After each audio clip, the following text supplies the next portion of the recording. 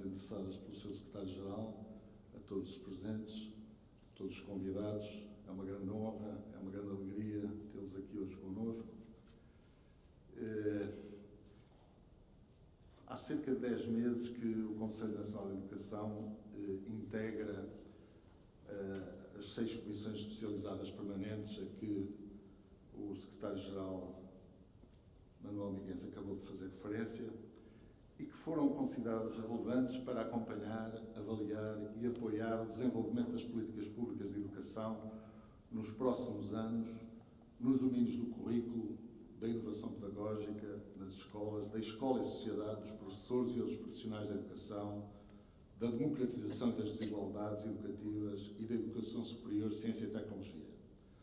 Num certo sentido, a criação destas 6 comissões é consistente com uma agenda para as ações a desenvolver pelo Conselho Nacional de Educação no período compreendido entre 2022 e 2026, correspondente ao mandato a que tenho a honra de presidir. A partir da Revolução de 25 de abril de 74, foram sendo criadas condições para que, ao longo das últimas décadas, se tenham realizado, a todos os níveis, notáveis progressos no sistema educativo e formativo português. Deixa-me referir apenas 3 exemplos que correspondem ao ano de 2021. 43% da população residente com idades compreendidas entre os 30 e os 34 anos tinha concluído um curso superior, o que compara com 11,4% em 2001. Outro exemplo, a taxa real de escolarização no ensino secundário era de 85,7%, quando, em 2001, 62,5%.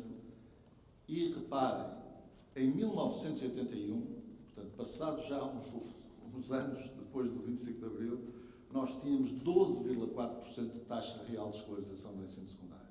Portanto, cerca de 80 e muitos por cento dos alunos que deveriam estar, ou dos jovens que deveriam estar no ensino secundário, andavam alguns por aí. E, finalmente, um outro exemplo que tem a ver com a taxa de retenção e desistência no terceiro ciclo do ensino básico, que era 4,3% em 2021, sendo comparada com 18,2% em 2001.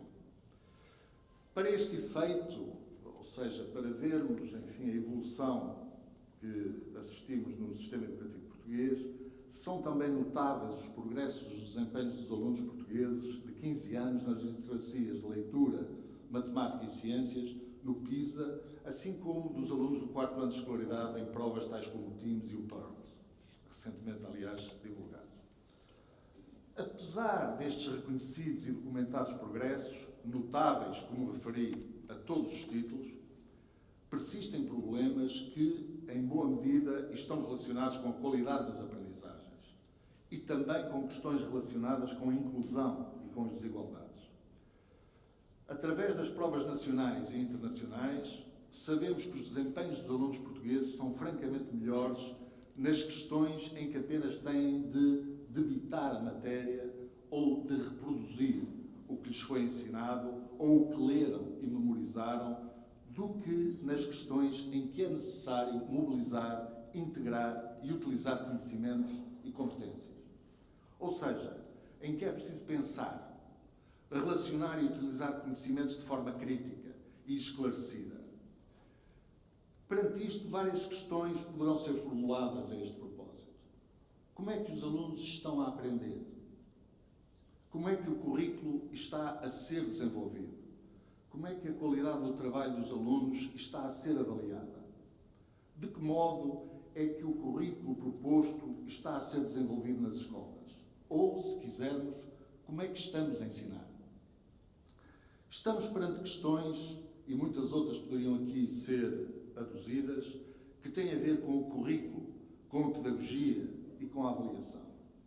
Uma tríade de domínios no conhecimento, cujas relações com o desenvolvimento e a democratização dos sistemas educativos vêm sendo discutidas há mais de meio século por sociólogos e filósofos da educação e outros investigadores e pensadores, tais como, por exemplo, Basil Bernstein, Pierre Bourdieu, Philippe Pernoud, Paulo Freire, Michael Young e entre nós, Delfim Santos, Bento Jesus Caraça, Sebastião e Silva, Sebastião da Gama.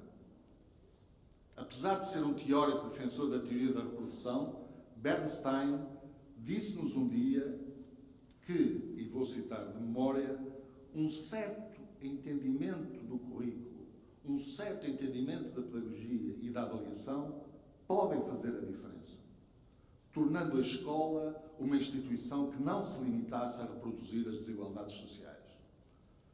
Volto então à ideia das comissões especializadas permanentes do CNE e à relevância de enfrentar os desafios do currículo, da inovação pedagógica e da democratização e do combate às desigualdades educativas. Na verdade, 3 das 6 comissões especializadas permanentes do Conselho Nacional de Educação estão diretamente relacionadas com aqueles desafios. Aliás, dedicadas àqueles desafios. Pensemos no currículo. Não tenho memória do currículo nacional ser tão exigente do ponto de vista dos conhecimentos, das competências e das atitudes que as crianças e os jovens têm de desenvolver. Basta atentarmos no perfil dos alunos à saída da escolaridade obrigatória, um referente-chave para melhorar a qualidade do que e como os alunos aprendem. Na verdade, um documento curricular que explicita claramente a necessidade dos alunos desenvolverem competências relacionadas com a resolução de problemas, o pensamento crítico, a criatividade, a autonomia. Numa palavra, a necessidade de se trabalhar para que os alunos aprendam a pensar e sejam capazes de viver e de conviver em sociedades cada vez mais imprevisíveis, instáveis e complexas. E tudo isto, como facilmente se depreende, exige muito dos professores e de outros profissionais da educação, objeto de trabalho da nossa 4ª Comissão Especializada Permanente.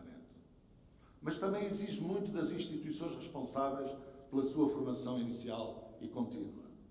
E não posso igualmente deixar de referir que o mesmo se poderá dizer quanto à materialização das orientações curriculares para a educação pré-escolar.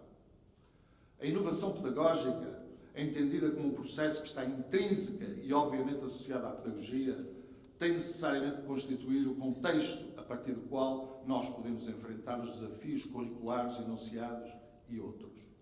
É através da inovação pedagógica que o currículo pode deixar de ser algo que se dita ou algo que se diz para passar a ser um projeto de conhecimento, para passar a ser um projeto de inteligência, que nos obriga a pensar e a resolver uma diversidade de problemas, que nos impele a formular e a testar conjecturas, que nos ajuda a conhecer e a fruir os fenómenos artísticos, científicos, tecnológicos, sociais e políticos. Enfim, a conhecer e a fruir a vida. A inovação pedagógica tem de ser concebida como um conceito amplo, que inclui e agrega uma diversidade de perspectivas que, de algum modo, contribuam para contrariar as pedagogias da conformidade, do facilitismo, e abram caminho às pedagogias em que os alunos trabalham colaborativamente com os seus professores para aprender a resolver uma diversidade de problemas que mobiliza as competências mais complexas de pensamento.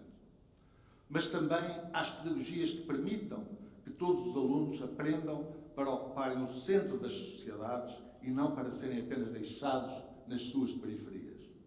E é por isso que estamos aqui hoje, no Thalia, no Teatro Thalia, para pensar e debater questões substantivas da educação e da sua qualidade, para aprofundar as relações entre a escola e a sociedade, objeto da nossa 5ª Comissão Especializada Permanente. E também, por que não, para continuarmos a aprofundar as ideias e as discussões a propósito das avaliações externas e do acesso ao ensino superior, um dos objetos da nossa 6ª Comissão Especializada Permanente. É uma matéria que a inovação pedagógica não vai, certamente, poder ignorar.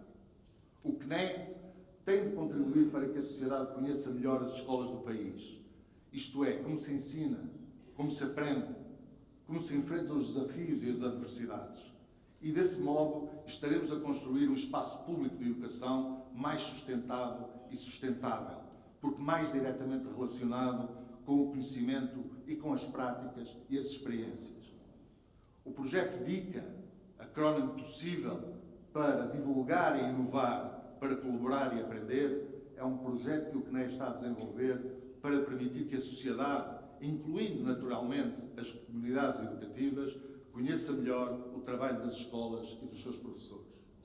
Sejam muito bem-vindos ao Seminário Inovação Pedagógica nas Escolas, um referencial. Uma iniciativa que muito deve à Sra. Conselheira, Professora Flávia Vieira, Coordenadora da Comissão Especializada Permanente Inovação Pedagógica nas Escolas, e a todos que com ela colaboraram na construção da versão do referencial que vos foi distribuído. Em nome do Conselho Nacional de Educação, agradeço muito a vossa presença, esperando que esta seja uma jornada de partilha de ideias, de discussão e de reflexão que nos incita a trilhar os caminhos da inovação pedagógica e da melhoria da qualidade do ensino e das aprendizagens no sistema educativo português. Muito obrigado.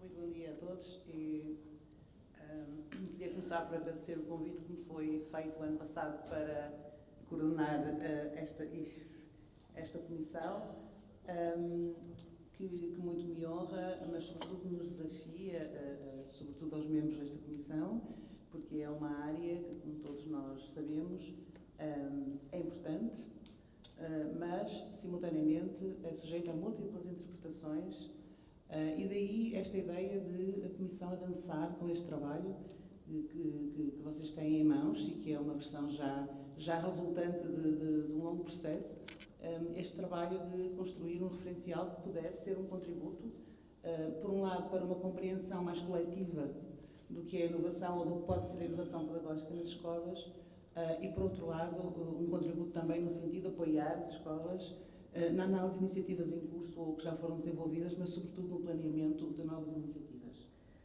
Portanto, a construção deste referencial teve início no final do ano passado, quando em novembro de 2022 desafiei na primeira reunião da Comissão Especializada Permanente, desafiei os membros desta comissão a fazermos este trabalho e houve um grande interesse das pessoas em que este trabalho fosse feito e, portanto, foi constituído um grupo de trabalho que tem vindo a acompanhar mais de perto nesta tarefa, mas naturalmente a Comissão já se pronunciou sobre duas versões deste referencial. Houve também um conjunto de audições feitas em abril deste ano e que envolveram 31 participantes, desde representantes do Ministério da Educação, coordenadores de projetos de inovação, professores, alguns alunos também, diretores de agrupamento, diretores de CFAI, enfim, foi, portanto, um momento muito importante para nós, para ouvir pessoas de diferentes quadrantes pronunciar-se sobre a relevância, a clareza e a utilidade deste documento e a partir daí nós fizemos um conjunto de revisões, naturalmente, e esperamos que este seminário seja um momento também crucial nesse sentido, de podermos ainda enriquecer, melhorar o documento, no sentido de o poder vir a aprovar ainda este ano, supostamente na última reunião antes do verão da Comissão Especializada, que será em julho, e que ele possa depois ser amplamente divulgado junto das escolas e junto de entidades de formação de professores, etc. Sobre o referencial, eu não vou falar-vos, uma vez que vocês tiveram acesso ao documento e ele vai ser objeto de reflexão aqui, mas não quero deixar de fazer algumas notas breves sobre alguns pressupostos que orientam este documento. E são basicamente 3 ideias. A primeira ideia diz respeito à natureza deste referencial. A sua natureza ético-conceptual, se quiserem, ou se quiserem, ideológica. Pressupõe-se neste documento que a inovação pedagógica deverá assentar numa visão ampla de educação, mas não é uma visão qualquer, portanto é uma visão de orientação transformadora, emancipatória, baseada em valores humanistas e democráticos, e, portanto, isto significa que este referencial não é, de modo algum, uma proposta neutra, assume-se um determinado posicionamento, um posicionamento que é claramente assumido, e há uma direção que se tem como desejável.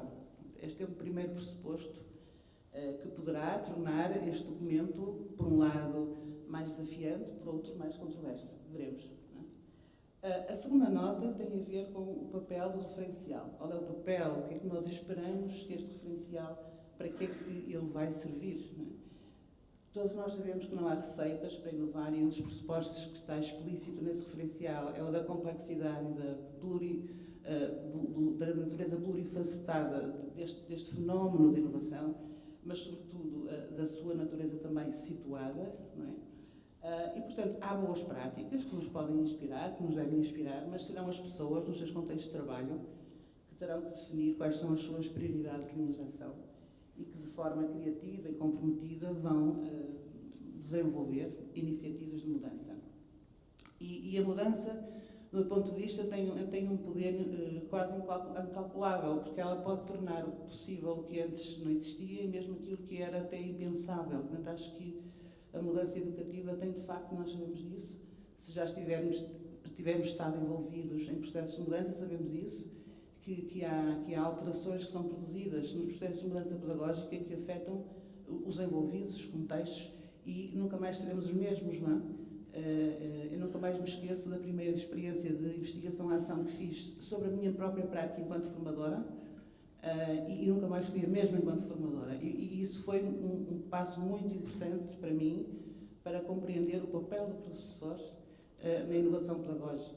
Bom, então isto significa que o referencial visa não determinar o modo como se faz a mudança, mas sim apoiar a reflexão dos atores educativos acerca das suas iniciativas face à visão que é proposta, sem determinar essas iniciativas. Portanto, o referencial tem, de algum modo, uma orientação normativa, na medida em que ele determina ou mostra ou indica alguns caminhos possíveis da mudança, portanto, tidos como desejáveis, mas ele pode ser operacionalizado de formas muito diversas e em diversos graus.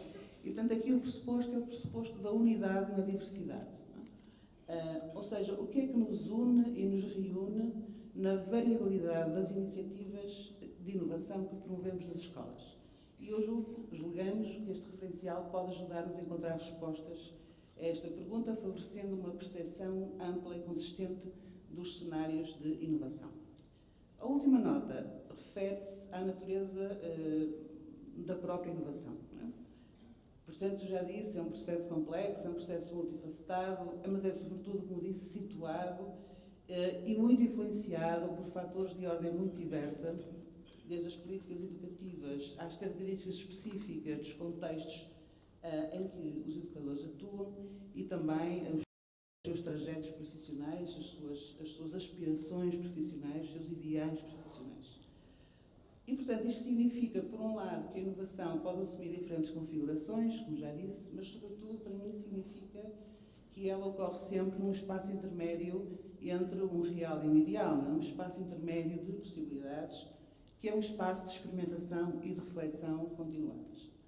Portanto, a avaliação da mudança deve permitir-nos compreender até onde se chegou e como, não é? O que ficou por conseguir e porquê, o que fazer depois e para quê. Portanto, isto significa que a inovação deverá representar, do nosso ponto de vista, um processo de aprendizagem profissional que nos permite avançar de forma intencional e sustentável e também resiliente, sem desistir perante as adversidades. E, portanto, inovar será, então, e aqui a escolha do quadro do Miró é perfeita, não é? Inovar será, então, antes de mais, ter esperança na educação em que acreditamos e lutar por ela. Bom, estas são as notas que eu queria deixar aqui e queria também, neste momento, apesar deste ser um trabalho ainda não completado, agradecer às pessoas que têm vindo a trabalhar mais diretamente neste processo, desde logo todos os conselheiros da Comissão de Inovação Pedagógica nas escolas, pelas leituras críticas do referencial e sugestões que foram sendo apresentadas e, em particular, os colegas Leonor Santos e Nuno Ferro, que colaboraram mais de perto comigo na revisão continuada deste documento. Queria agradecer aos participantes nas audições, que foram essenciais para nós, para termos uma percepção de como este documento é lido, recebido por diferentes quadrantes do cenário educacional e cujo contributo foi essencial para nós podermos ir revendo e melhorando este referencial. Eles acabaram, aliás, por dar algumas indicações que serão muito úteis para nós na produção da recomendação que já foi aqui referida. Queria agradecer aos conselheiros Luís Ribeiro e Manuel Gomes, que participaram no planeamento inicial deste seminário, que foi sempre entendido desde o início como um passo importante da construção do referencial. E, finalmente, mas não menos importante, às duas assessoras técnicas da Comissão, Conceição Alves e Aldina Lobo, cujo apoio tem sido, de facto, inestimável. E, claro, a todos os colegas que aceitaram estar hoje aqui como oradores e ajudar-nos a refletir um pouco mais sobre este documento, e a todos vocês que estão aqui também para participar na discussão. Bom, desejo que tenhamos um bom dia de trabalho, que regressemos logo a casa com o sentimento de que valeu a pena estar aqui. Muito obrigada.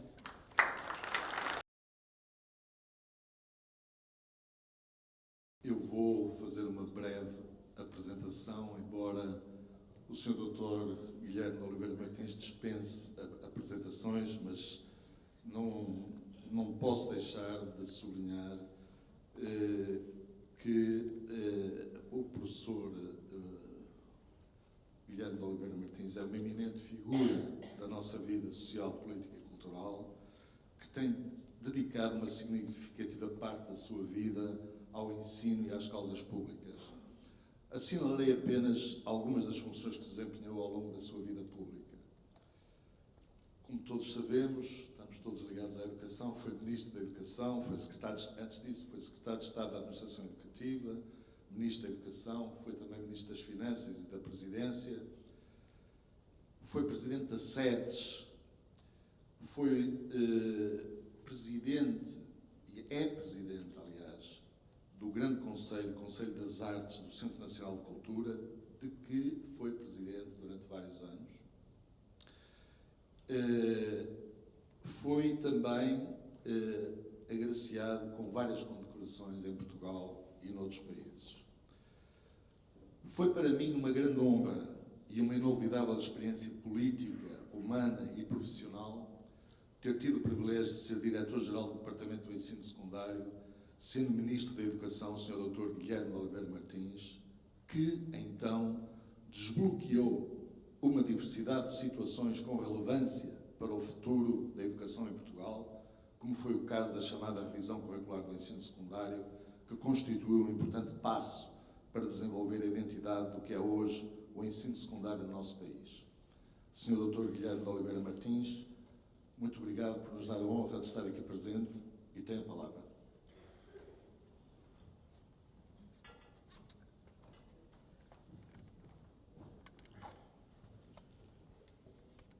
Muito bom dia. Antes de mais, uma saudação muito especial ao Sr. Professor Domingos Fernandes, Presidente do Conselho Nacional de Educação. Nunca esquecerei que eu fiz parte do lançamento do Conselho Nacional de Educação. Fui membro da primeira fornada de membros deste Conselho e, por isso, como compreendem, ligam-me a ele laços de profunda gratidão e de grande apreço. Quero, no Sr. Presidente do Conselho Nacional de Educação, saudar todos quantos aqui estão, antes de mais os dirigentes do Ministério da Educação e do Ministério da Ciência, uma saudação à Sra. Professora Flávia Vieira. É para mim um grande gosto, naturalmente, estar aqui e acompanhar o projeto que tem coordenado, até pelas ligações presentes que tenho à Universidade do Minho, uma vez que sou Presidente do Conselho de Curadores da Fundação da Universidade do Minho, e é para mim, naturalmente, um grande gosto ter esta ligação. Sr. Professor Domingos Fernandes, antes de mais, a escolha deste local para realizar esta iniciativa é premonitória, uma vez que Thália era a musa da comédia, uma das 9 musas, e a musa da comédia que leva o seu nome da etimologia grega de o que ou a que floresce. É do verbo florescer que vem justamente a palavra Thália. E na mão desta musa encontra-se uma máscara grega que se dizia prosopon. E a máscara grega significa apenas o seguinte, é que quando nós pomos no centro da educação as pessoas, quando nós pomos no centro da educação a realização pessoal, nós reportamos a essa palavra, que é a máscara que está na mão da Thália. E essa máscara significa, afinal, a origem da palavra pessoa. Pessoa vem de prosopon, grego, persona, latina, palavra latina, e que significa, afinal, exatamente esta capacidade de garantir que cada pessoa seja, para nós, um fator de respeito e de dignidade. Falar de educação é, por isso, falar de educação para as pessoas. Falar para as pessoas e para a comunidade educativa que não podemos deixar de respeitar e garantir. O Sr. Professor Domingos Fernandes recordou-nos alguns números importantes. A educação, posso dizê-lo, tenho repetido, constitui um dos sucessos da democracia em Portugal. Não esqueçamos que em 1974 ainda um quarto da população portuguesa sofria de analfabetismo. Ora, um quarto da população. Há pouco tempo, estando eu em Cabo Verde, recordava que a taxa de analfabetismo em Cabo Verde em 1974 era menor do que a taxa de analfabetismo aqui em Portugal continental. É preciso percebermos isso. Houve um caminho. E esse caminho está feito, está a fazer-se. É um caminho sempre inacabável. A educação, nada está feito, nada está realizado, nada está completo. Está sempre em curso, está sempre em realização, em aperfeiçoamento. Esse aspecto é crucial. Este trabalho, esta preocupação em garantir que as escolas sejam apoiadas, os seus professores, todos os seus intervenientes, o sistema educativo no desenvolvimento de práticas, planos e projetos de inovação que contribuam para melhorar o ensino e as aprendizagens dos alunos nos ensinos básico e secundário. E falando do ensino básico e secundário, não podemos deixá-lo de integrar na perspectiva de educação e formação ao longo da vida. Não há educação, não há formação, se ela não for garantida ao longo de toda a vida. Essa é a razão pela qual, quando em 1990 a Unesco, tive a oportunidade de participar nessa importante reunião em Jomtien, a Unesco alterou o primeiro objetivo mundial relativamente à educação. Como sabem, entre a fundação da Unesco em 1990, o primeiro objetivo mundial era a luta contra o analfabetismo. E a partir de 1990, o primeiro objetivo mundial da Organização das Nações Unidas para a Educação, Ciência e Cultura é educação para todos. Educação para todos. Isto obriga, naturalmente, a que nós reflitamos e possamos agir de forma a garantir que esta evolução no sentido da educação para todos signifique, afinal, um real aperfeiçoamento. Nós, amanhã, temos que ser melhores do que hoje. E hoje temos que ser melhores do que ontem.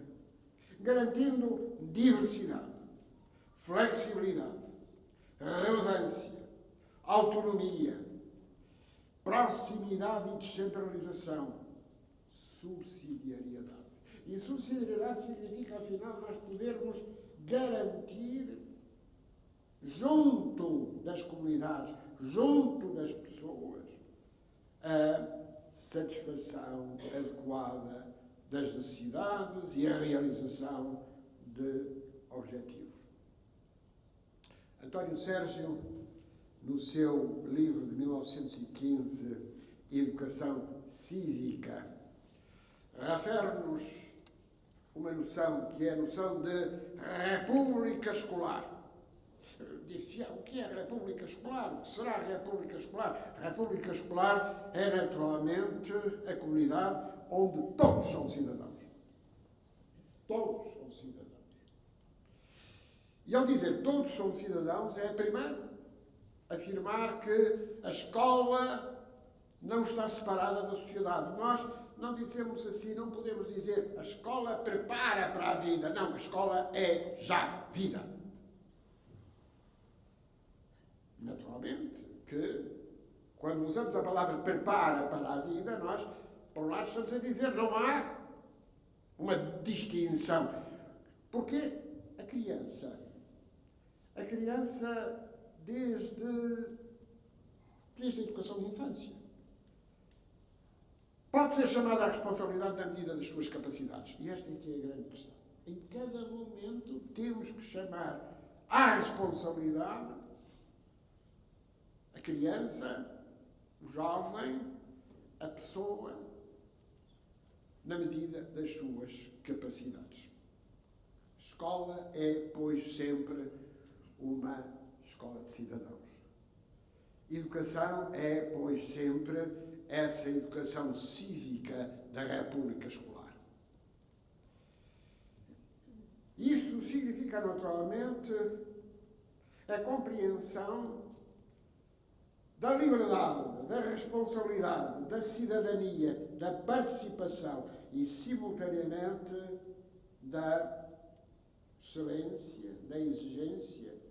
E como há pouco recordavam quer o professor Domingos Fernandes, quer a professora Flávia Vieira, a curiosidade, a reflexão, a inovação. De facto, é indispensável compreendermos que a comunidade educativa, as comunidades educativas, são realidades vivas. São realidades que não podem ser encerradas em qualquer explicação fechada, em qualquer espaço limitado. Não. É um risco? É. A educação envolve sempre o risco de compreendermos a mudança, a transformação. E eu diria que há um paradigma que não pode ser esquecido na escola. A ideia que a natureza nos ensina, a ideia de metamorfose. Já reparam que a vida, a transformação, o progresso, a melhoria, o desenvolvimento correspondem exatamente a esta capacidade de entender cada momento dessa mudança. E cada momento dessa mudança equipara-se exatamente à imagem da metamorfose que nos é ensinada pela natureza. Depois, há um tema que é crucial. Temos consciência de que, apesar dos aperfeiçoamentos extraordinários que temos tido na educação, precisamos garantir que a educação não seja um fator de reprodução das desigualdades. Ainda há poucos dias, numa conferência aqui em Lisboa, Michael Sandel dizia: o mérito não é um objetivo, é um resultado. A ideia de meritocracia é uma ideia que tem que ser vista com extraordinário cuidado. Porquê? Porque se nós reduzimos essa noção A evolução estática, nós aceitamos a reprodução das desigualdades. Nós recusamos o elevador social. Nós recusamos não apenas a igualdade de oportunidades, mas a correção permanente das desigualdades. E é na educação que isto se faz. Política educativa não é política social. A política educativa tem que ser complementada por boas políticas sociais. Mas é indispensável compreendermos que em educação falamos em matéria educativa. Falamos, naturalmente, não na facilidade, não no acriticismo, não na reprodução pura e simples daquilo que se recebeu. É evidente que é fundamental a memória. É fundamental garantirmos que o próprio processo de relação de cada um com os outros e a sociedade corresponde a algo que envolve a não indiferença, que envolve a memória. Uma sociedade destituída de memória é uma sociedade que se mata. É uma sociedade que esquece. É uma sociedade que se torna indiferente. Eis porque valorizar a dignidade do trabalho, valorizar a dignidade daquilo que cada um faz e pode fazer, a valorização da ideia de compromisso, de empenhamento. A isto chama-se cidadania ativa. E, simultaneamente, o objetivo é garantir a qualidade na criação de valor. E esta dignidade na criação de valor corresponde à ideia de emancipação. Sermos melhores. Aceitarmos a imperfeição humana, mas simultaneamente não nos acomodarmos a ela. Dizermos, somos imperfeitos, somos perfectíveis. E esta é que é a questão. E esta é que é a necessidade de introduzir o elemento crítico, o fator crítico. Há poucos dias celebramos o centenário do nascimento do professor Eduardo Lourenço. Qual foi a grande lição que ele nos deu, que ele nos trouxe? A leitura crítica do pensamento e da ação. Eis porque não podemos esquecer que o fator fundamental do desenvolvimento humano se chama aprendizagem. A sociedade desenvolvida é a sociedade que aprende. A sociedade atrasada é a sociedade incapaz de aprender. Aprendizagem, inclusão, estabilidade, adaptabilidade e ousadia, coerência e flexibilidade, sustentabilidade. Fala-se muito da sustentabilidade financeira, fala-se muito da sustentabilidade ambiental. Nós aqui falamos sobretudo da sustentabilidade cultural. E a sustentabilidade cultural é sermos conscientes de quem somos, de onde vimos, para onde vamos. Identidade não é um fator de fechamento. Identidade tem que ser um fator de abertura. Por isso, alguém dizia, pátria é aquilo que nos une a quem conosco está na mesma terra. nacionalismo é estarmos contra os outros. Identidade não pode ser essa perspectiva negativa de estar contra os outros ou as outras identidades. Não. Cultivarmos aquilo que recebemos. Frutificarmos aquilo que recebemos. Não esquecer, afinal, a evocação de Thália como alegre e afluxante.